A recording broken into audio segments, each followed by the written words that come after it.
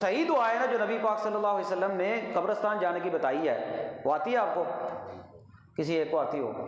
السلام علی اہل الدیار من المؤمنین والمسلمین وإنا ان شاء اللہ بکم للاحقون نسأل اللہ لنا ولکم العافیہ۔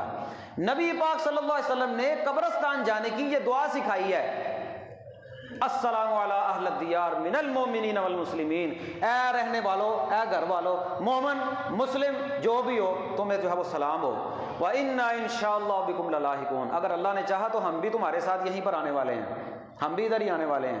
نسأل اللہ لنا ولکم العافیہ، ہم اللہ سے تمہارے لیے بھی معافی مانگتے ہیں، اپنے لیے بھی معافی مانگتے ہیں۔ یہ دعا ہے نبی پاک صلی اللہ علیہ وسلم نے بتلائی ہے۔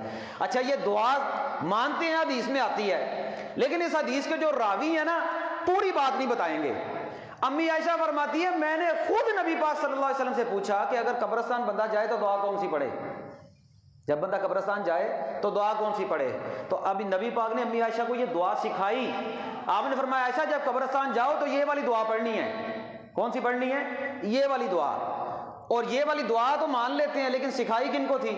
امی عائشہ کو۔ نبی پاک نے امی عائشہ سے یہ نہیں کہا کہ عائشہ تم یہ دعا کیوں پوچھ رہی ہو، آپ یہ دعا کیوں پوچھ رہی ہیں، جبکہ آپ عورتوں کا تو قبرستان جانا منع ہے؟ نبی پاک نے تو نہیں کہا۔ عورت کبھی کبھی قبرستان جا سکتی ہے، اس مسئلے کو سمجھ لیں، لیکن یہ ہے کہ گروہوں کی صورت میں یا واویلا وہاں پر جا کر عورت کرے، یہ درست نہیں ہے عمل، یہ عمل درست نہیں ہے۔ عورت کبھی کبھی جو ہے وہ قبرستان جو ہے وہ جا سکتی ہے۔ اور آپ صلی اللہ علیہ وسلم نے جب امی عائشہ کو دعا سکھائی، اور پھر ایک مرتبہ حضرت عبداللہ بن ابی ملیکہ کہتے ہیں میں نے دیکھا کہ امی عائشہ جو ہے وہ کسی جگہ سے آئی ہیں، میں نے پوچھا آپ کدھر سے آئی ہیں؟ کہنے لگی امی عائشہ میں اپنے بھائی عبد الرحمن کی قبر پر گئی تھی۔ امی عائشہ خود فرماتی ہیں جب وہ سوال کیا نا ان سے، کہنے لگی میں اپنے بھائی عبد الرحمن کی قبر پر گئی تھی، وہاں سے آ رہی ہوں۔ تو انہوں نے کہا کہ نبی پاک نے تو قبرستان جانے سے منع نہیں کیا عورتوں کے متعلق؟ کہا منع کیا تھا، لیکن آپ نے بعد میں اجازت دے دی تھی۔ شروع میں مردوں کو بھی منع کیا تھا، عورتوں کو بھی منع کیا تھا۔ اب عورتوں کے لیے مسئلہ یہ ہے لعن اللہ زوارات القبور، کثرت سے نہیں جانا، روزانہ نہیں جانا، گروہ کی صورت میں نہیں جانا، وہاں پر جا کر واویلا نہیں کرنا۔ عورت قبرستان جا سکتی ہے، اس میں تو کوئی دو رائے نہیں ہے، لیکن ایسے بنا دیا گیا مسئلہ کہ عورت قبرستان نہیں جا سکتی، عورت جو ہے وہاں پر جا کر قبروں کی زیارت نہیں کر سکتی، جا سکتی ہے عورت۔ اور یہ بھی بات عجیب ہے کہ عورتیں ہی مردوں کو جو ہے وہ ننگی نظر آتی ہیں، کہ بندیاں لوہے کے کپڑے پائے ہوندے نے، یہ کیوں نہیں نظر آتے، نالے وہ ایڈے ویلے نے تو ہمیں ویکھنا سے بیٹھے ہیں۔ عجیب سی باتیں مشہور ہو جاتی ہیں معاشرے کے اندر، کوئی ایسی بات نہیں ہے۔ اور خود دیکھیں حدیث میں آتا ہے نبی پاک صلی اللہ علیہ وسلم ایک مرتبہ قبرستان سے گزرے، آپ صلی اللہ علیہ وسلم قبرستان سے گزرے، آپ نے ایک عورت کو دیکھا، آپ نے ایک عورت کو دیکھا وہاں پر بیٹھ کر قبر کے اوپر نہ رو رہی ہے، واویلا کر رہی ہے۔ آپ نے فرمایا صبر کر۔ اب اس عورت نے نبی پاک کو نہیں پہچانا، کہنے لگی یہ تو میرا بیٹا ہے نا، اگر آپ کا ہوتا تو پھر پتہ چلتا۔ اب اس نے یہ بات کہہ دی، نبی پاک نے برا نہیں منایا، لیکن آپ صلی اللہ علیہ وسلم نے خاموشی اختیار کی، غم ہے عورت کو۔ جب اس عورت کو پتہ چلا نا تو پھر آپ نے فرمایا تھا صبر کرو، صبر صبر کرو، یعنی کہ الصبر عند صدمۃ الاولی، صبر صدمے کے شروع میں ہے، واویلا کرنا جائز نہیں ہے۔ اب اس حدیث میں بھی آتا ہے نبی پاک نے اس عورت سے یہ نہیں کہا تیرا تو قبرستان میں آنا ہی جائز نہیں، تو یہاں پر کیا کر رہی ہے، لیکن آپ نے منع نہیں کیا۔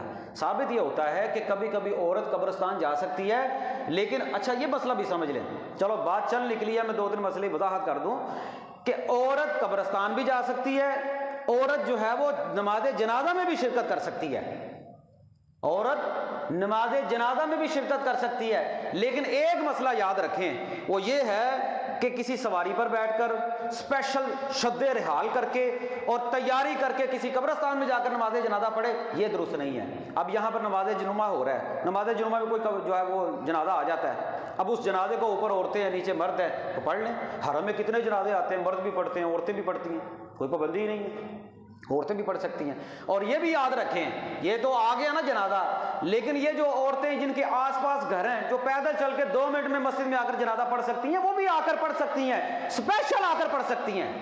حضرت ام عطیہ کہتی ہیں ہمیں نماز جنازہ میں شد رحال سے منع کیا جاتا تھا، جنازہ پڑھنے سے پیچھے جانے سے منع کیا جاتا تھا، لیکن اس مسئلے میں ہمارے اوپر کوئی سختی نہیں کی جاتی تھی، تو بہرحال ساری احادیث کو ملا کر جو مسئلہ نکلتا ہے نا، جو مسئلہ سمجھ آتا ہے وہ یہ ہے کہ عورتیں اگر پیدل چل کر مسجد میں آ جائیں، نماز جنازہ مسجد میں، آپ کو قریب گھر ہیں وہ آ جاتی ہیں تو نماز جنازہ پڑھ لیں، یا اب جنازہ آ گیا، عورتیں آئی ہیں نماز جمعہ کے لیے تو جنازہ آ گیا تو نماز جنازہ بھی پڑھ لیں، ان کو بھی ثواب کی ضرورت ہے۔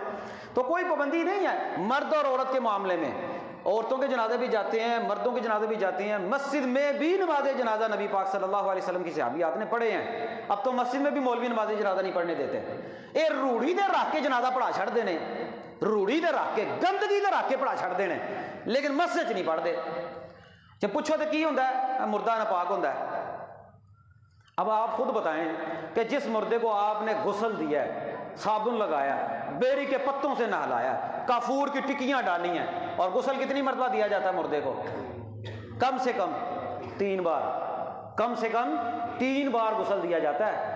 تو اسی ایک باری نہا کے آئے ہو نا، مردے نو 3 باری غسل دیا ہے، 3 بار کم از کم، زیادہ سے زیادہ 7 بار۔ جس مردے کو 3 مرتبہ غسل دیا گیا ہے وہ ناپاک ہو گیا۔